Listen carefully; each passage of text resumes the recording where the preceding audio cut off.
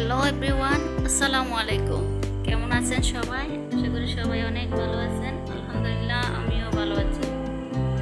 আজকে নিয়ে আসলাম ইলিশ মাছ, সরষে ইলিশ। এটা আপনাদের সাথে রেসিপি সহ দেখিয়ে দিলাম। আমি এখানে এখন কড়াইতে তেল দিয়ে গরম করে নিচ্ছি। এখন পেঁয়াজ কুচি আর রসুন কুচি হালকা করে দিয়ে দিব। আমি আজকে সরষে ইলিশটা হচ্ছে কাঁচামরিচ দিয়ে রান্না করব। এখানে কাঁচামরিচ, আদা আর রসুন একসাথে ব্লেন্ডার করে নিয়েছি। সবগুলো একসাথে দিয়ে একটু কষিয়ে নিব।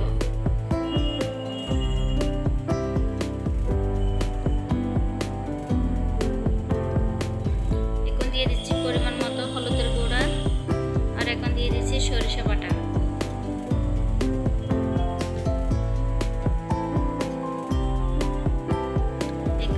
ব্লেন্ডারের জারে যে মশলাগুলো ছিল ওখানে একটু পানি দিয়ে আমি মশলাগুলো এখানে পানি দিয়ে আর অ্যাড করে দিয়েছি।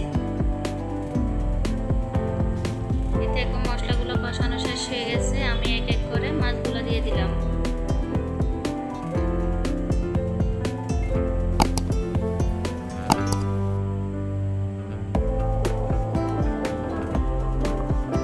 কাঁচা মরিচ বাটা দিয়ে যদি আপনারা এরকম ইলিশ মাছ রান্না করেন তাহলে অনেক স্বাদ হয় খেতে। এখন আমি কষানো শেষ করে পরিমাণ মতো চুলার পানি দিয়ে দিলাম আর মাছের যে ডিম ছিল আমি ডিমগুলোও দিয়ে দিব।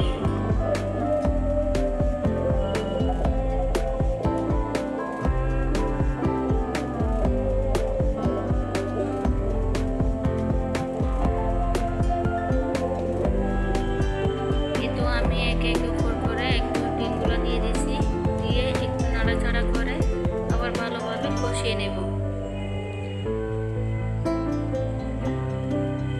আপনারা অবশ্যই কাঁচা মরিচ দিয়ে এই সরষে ইলিশটা একটু খেয়ে দেখবেন। কাঁচা সরষে ইলিশ বলে কোনো কথা না, কাঁচা মরিচ দিয়ে যদি যে কোনো ইলিশ মাছ রান্না করেন তাহলে অনেক স্বাদ হয়।